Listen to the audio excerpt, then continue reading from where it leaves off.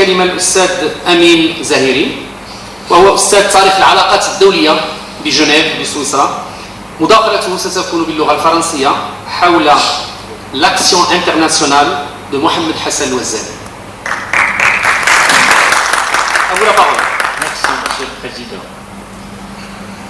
Le temps est déjà bien avancé, mais vous me permettrez quand même d'exprimer quelques éléments du sujet que je me suis proposé qui complètent aussi d'autres regards sur l'action, la vie de Mohamed Ben Hassan Ouazzani.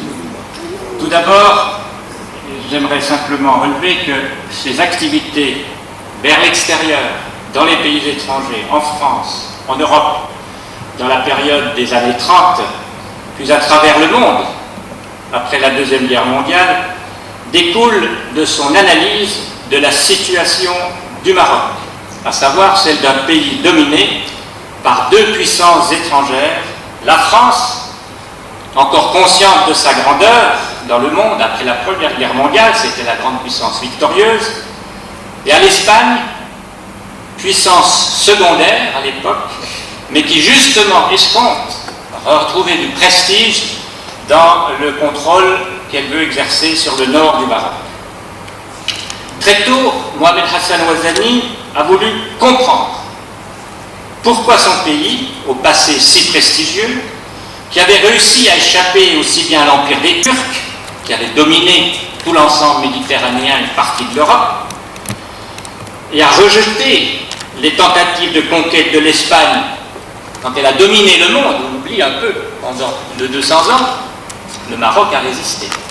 Il ne reste à l'Espagne, aujourd'hui encore, quelques petits restes de ce prestigieux passé auquel le Maroc avait su résister. Enfin, pourquoi son pays avait-il finalement succombé à l'expansion française dès le milieu du XIXe siècle, en quelque sorte, dans la mouvance de la présence française en Algérie depuis 1830.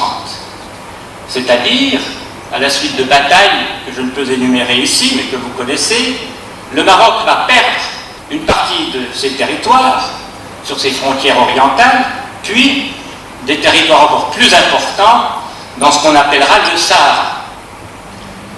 Et finalement, le Maroc devra renoncer à sa pleine souveraineté dans les accords de protectorat signés avec la France et l'Espagne en 1912, et je répète toujours à mes étudiants, c'est le dernier pays à avoir été soumis aux impérialismes coloniaux modernes.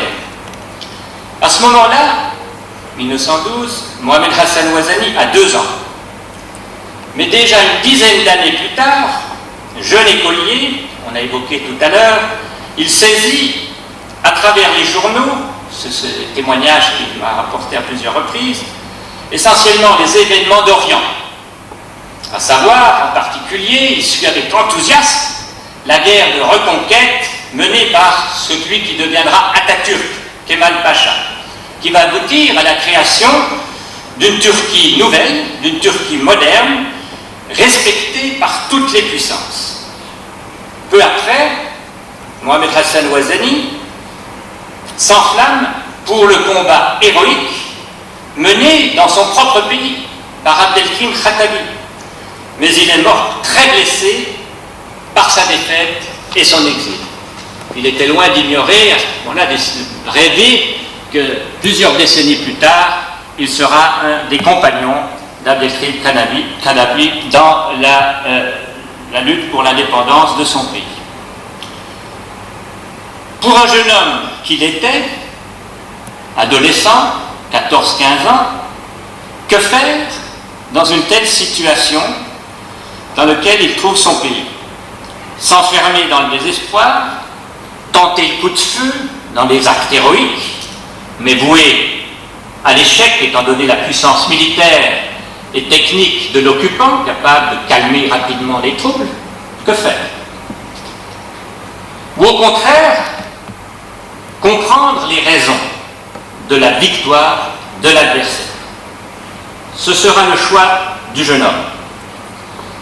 La soumission de son pays à l'étranger n'est pas uniquement imputable à une supposée supériorité de la France, mais tout autant, si ce n'est plus, il était très serein dans ce domaine-là, aux faiblesses de son pays, à l'incapacité de ses dirigeants d'avoir su maintenir le niveau technologique, comme on dit maintenant, le niveau matériel, économique, qui lui aurait permis de résister aux ambitions de la France qui visait à se soumettre le Maroc en vue d'asseoir son propre prestige et de consolider ses intérêts stratégiques qui étaient immenses à ce moment-là par rapport à l'Angleterre. Que pouvait faire ce jeune homme? Première mesure, et il l'a répété à moult reprises, connaître l'adversaire, ses secrets, ses capacités. Pourquoi cette puissance? Au fond, la stratégie qu'il a choisie, c'est celle qui avait déjà si bien réussi au Japon, qui lui a su prendre tout ce qui lui était nécessaire à l'Europe pour pouvoir opposer aux puissances européennes une puissance équivalente. Et ça a très bien réussi au Japon avant 1914. Plus tard, Mohamed Hassan Ouazani affina son analyse et la consolida, estimant que c'est le retard pris par son pays dans la maîtrise des nouvelles sciences et des nouvelles techniques modernes de transport, de communication, d'organisation politique et sociale qui est la clé d'explication de l'effondrement du pays.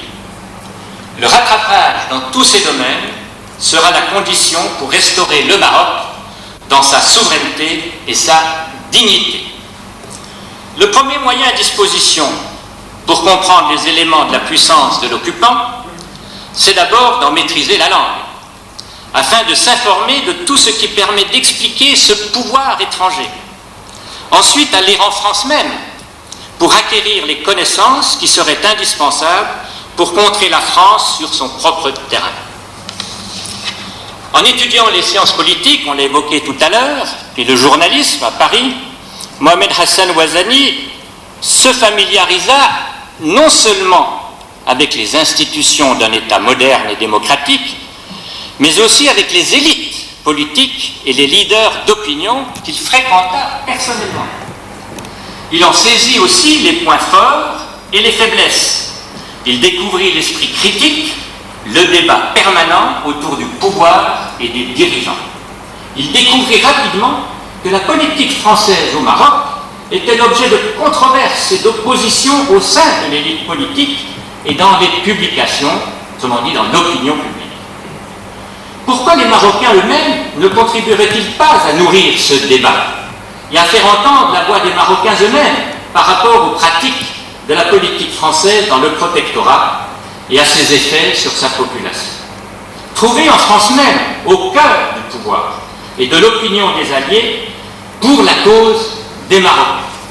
Tel va être l'objectif de l'action extérieure de Mohamed Hassan Ouazani et de quelques-uns de ses camarades, étudiants ou déjà diplômés d'écoles françaises, tels qu'Ahmed Balafrej, Omar Abdeljalil et quelques autres. Ils ne sont pas si nombreux à l'époque, à la fin des années 20, début des années 30.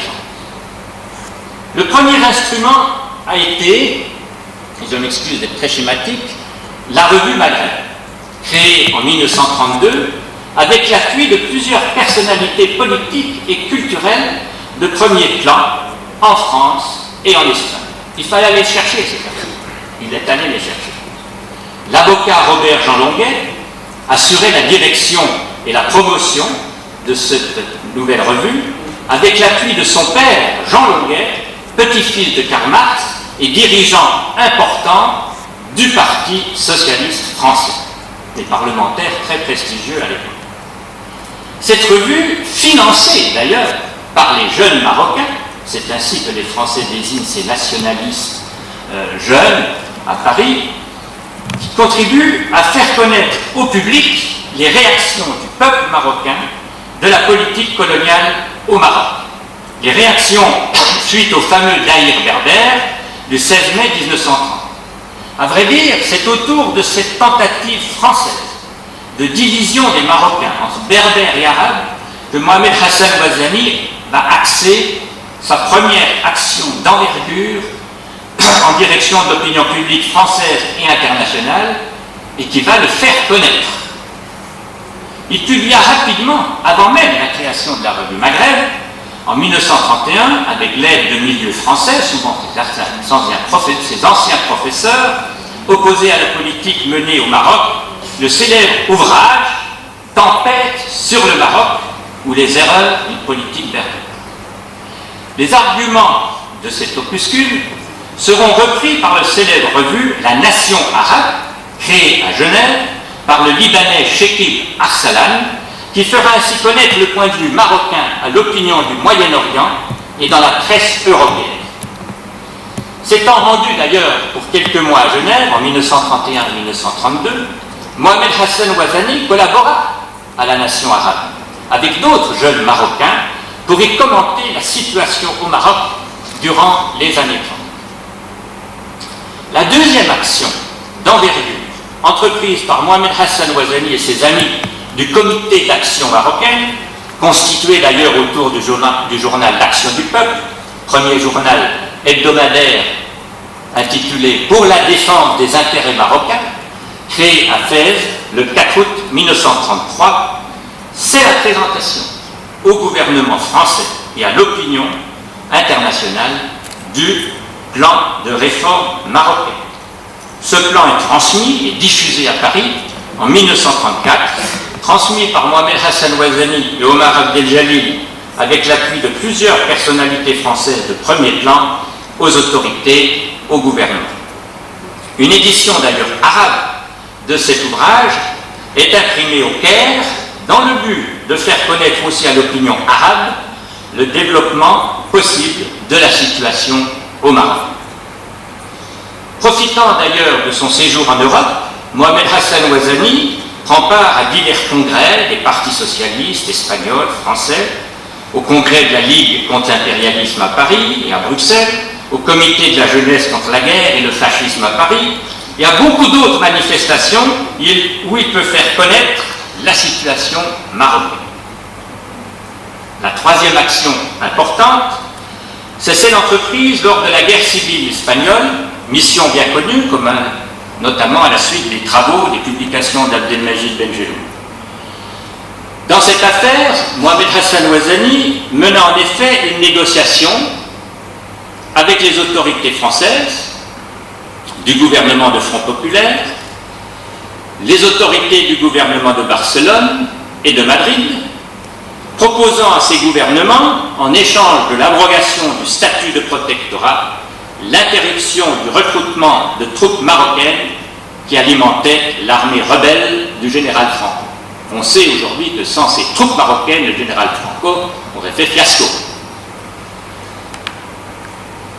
Mais on sait aussi maintenant, par toutes sortes de recherches, que le gouvernement français de l'époque, bien que sympathisant pour la République espagnole, n'a pas eu le courage ni l'autorité d'imposer un tel changement à la résidence française arabe.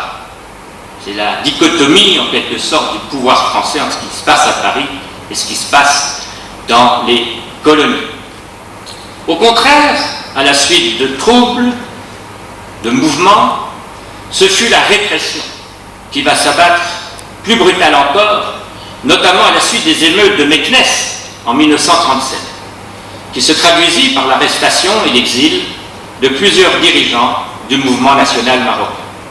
Mohamed Hassan Ouazani fut, en plus de son exil intérieur, réduit au silence presque 10 ans. Donc, pendant toute cette période, pas d'action à l'extérieur, et cette histoire, nous la connaissons bien, mais ce n'est pas mon propos.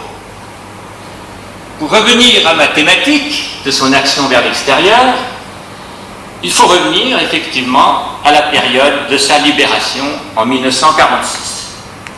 À peine libéré, Mohamed Hassan Ouazani reprend son activité d'agitateur, pourrions-nous dire, à la fois sur le plan intérieur, avec la création du Parti démocrate de l'indépendance en 1946, que sur le plan international. C'est sur cet aspect que je vais m'arrêter. Il a compris en effet le changement radical des forces qui s'est opérée au niveau mondial. Les États-Unis et l'Union soviétique régentent désormais le monde. La nouvelle organisation des Nations Unies devient un nouvel atout pour les artisans d'un nouvel ordre mondial, fondé sur des principes d'égalité et de liberté des peuples. Les empires coloniaux sont désormais condamnés à disparaître. Autrement dit, la France n'est plus une grande puissance comme elle l'était dans la période antérieure. Ayant saisi cela, Mohamed Hassan Ouazani adresse en mars 1947 une note d'explication de la situation au Maroc et des aspirations du peuple marocain à tous les États, ceux notamment disposant de représentants diplomatiques et consulaires au Maroc. En 1950, il s'adresse même directement au gouvernement des États-Unis, leur proposant d'offrir leur médiation entre la France et le Maroc, car il faut régler le problème du statut du Maroc conformément aux principes qui doivent régenter le monde de prêche des États-Unis d'Amérique, liberté des peuples, égalité entre les peuples. Parallèlement, il intervient auprès de la Ligue arabe, nouvelle création, au Caire, pour qu'elle invite ses quelques membres, les banques ne sont pas encore très nombreux à l'époque, à inscrire la question marocaine à l'ordre du jour de l'Assemblée générale des Nations Unies dès 1951. Ces diverses initiatives incitent Mohamed Hassan Ouazani à partir à l'étranger dès l'été 1951. Il déploie alors une intense activité pour faire connaître la cause marocaine et trouver des appuis diplomatiques et dans l'opinion publique. Il participe au Caire, au comité de libération du Maghreb arabe, dirigé justement par Abdelkrim Khattab. Il agit directement aussi à Paris, à New York, installé à Lausanne pour quelques années. À partir de ce lieu, c'est relativement libre d'activité, il noue des contacts et y organise des voyages visitant tous les pays arabes, le Pakistan, pays très important pour l'appui diplomatique, le Pakistan, on l'oublie un peu, l'Inde, l'Indonésie, où il prend part à la conférence de Bandung, la première conférence de solidarité des peuples afro-asiatiques. Il y rencontre tous les ténors de la politique asiatique, arabe et africaine de l'époque.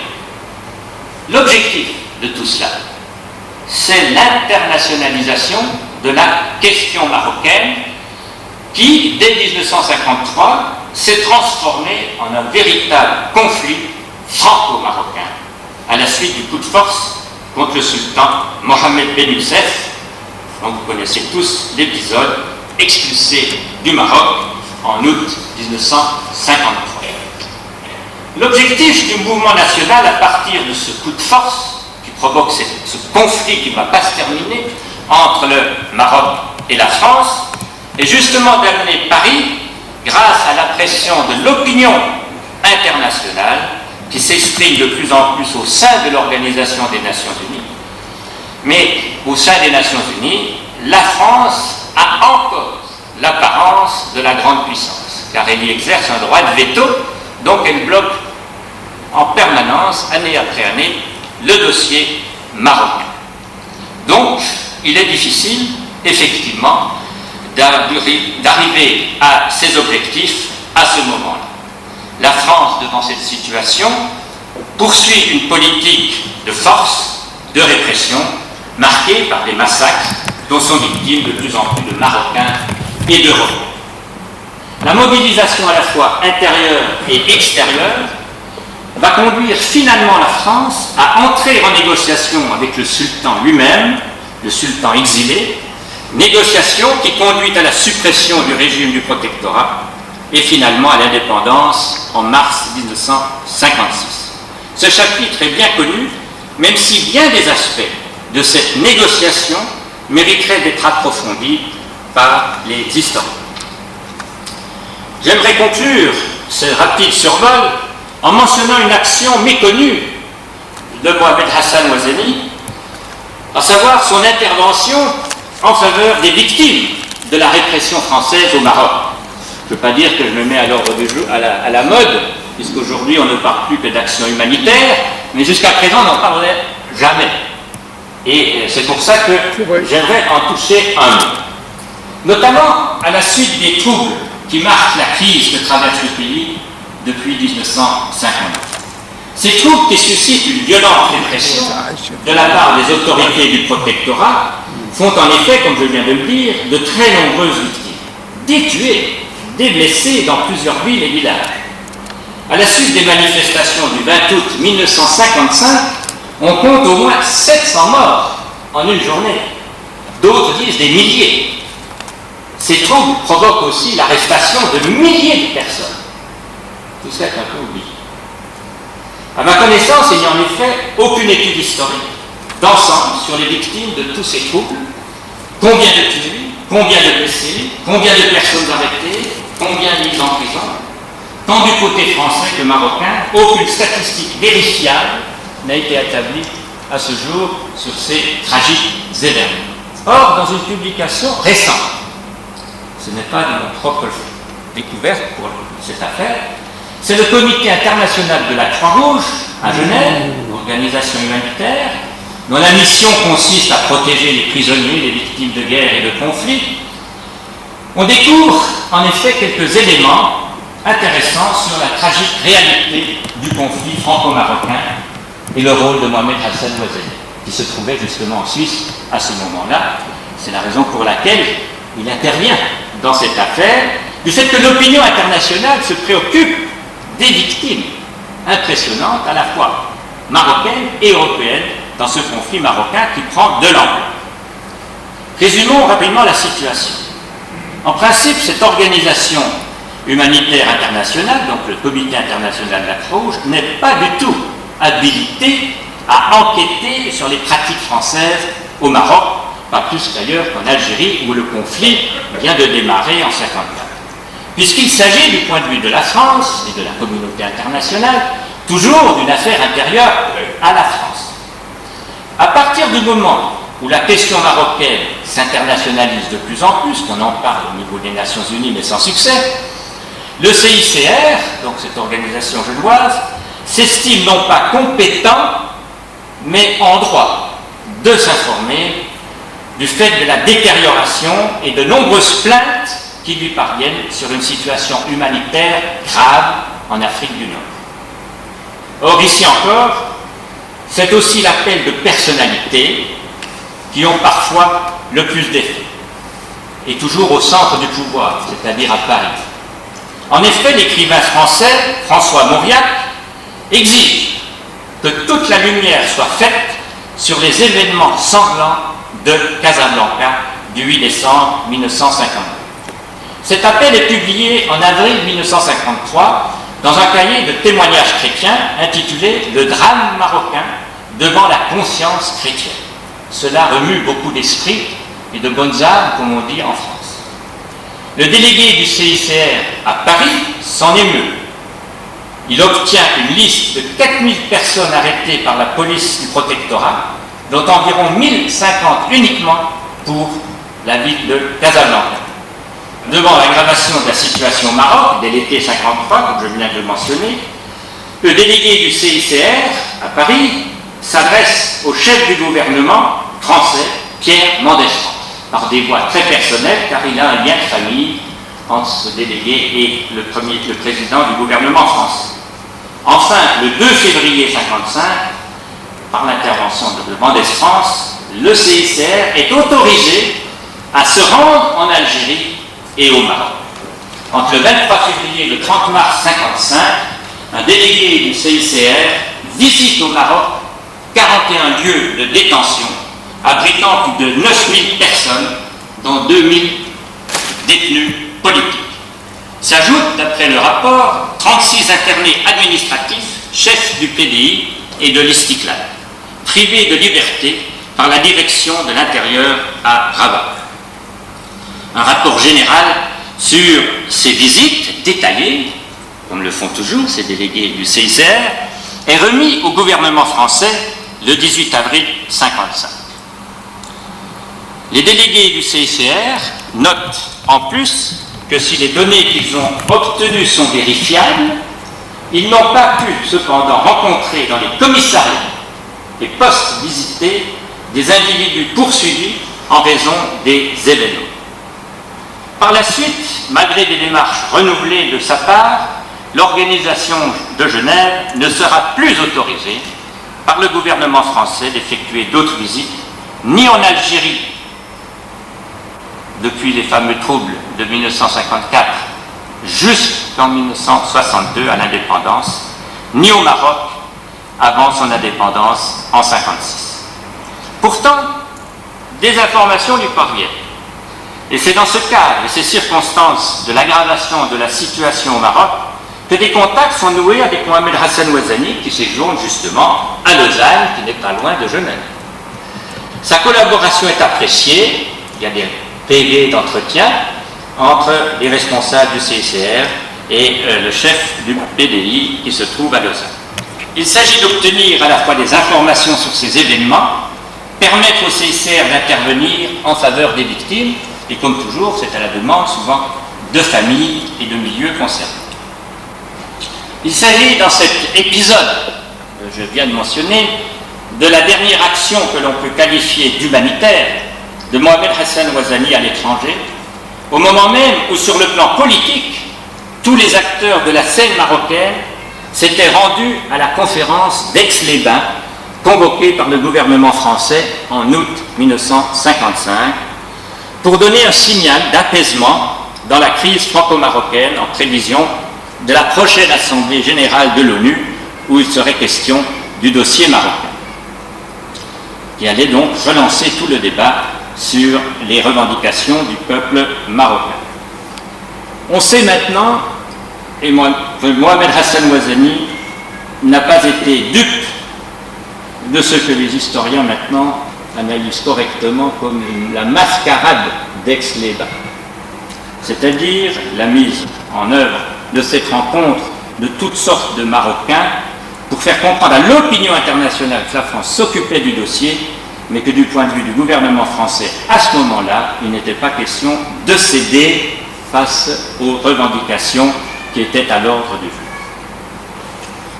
Que retenir en conclusion de ces quelques actions rapidement résumées, mais dont chacune mériterait de longs développements, et pour certaines d'entre elles sont totalement inédites et mériteraient d'être la part des historiens, marocains comme étrangers, bien des développements. Tout d'abord, la libération du Maroc exigeait la capacité de se trouver des alliés en France même, en jouant sur le fait des responsabilités acquises par la France au Maroc en ce qui concerne son développement administratif, économique, social et culturel, tel que cela avait été prévu dans les accords dits de protectorat qui sera transformé en politique coloniale. Que cet objectif ne saurait être atteint sans la collaboration pleine et entière du peuple marocain. En d'autres mots, rien ne devait être imposé, mais négocié et consenti mutuellement dans l'intérêt des deux peuples. Pour un tel programme, il y avait en France des milieux à gagner. Ça a été une part importante du travail de Mohamed Hassan Ouazani, comme nous l'avons vu avec les publications et conférences diverses.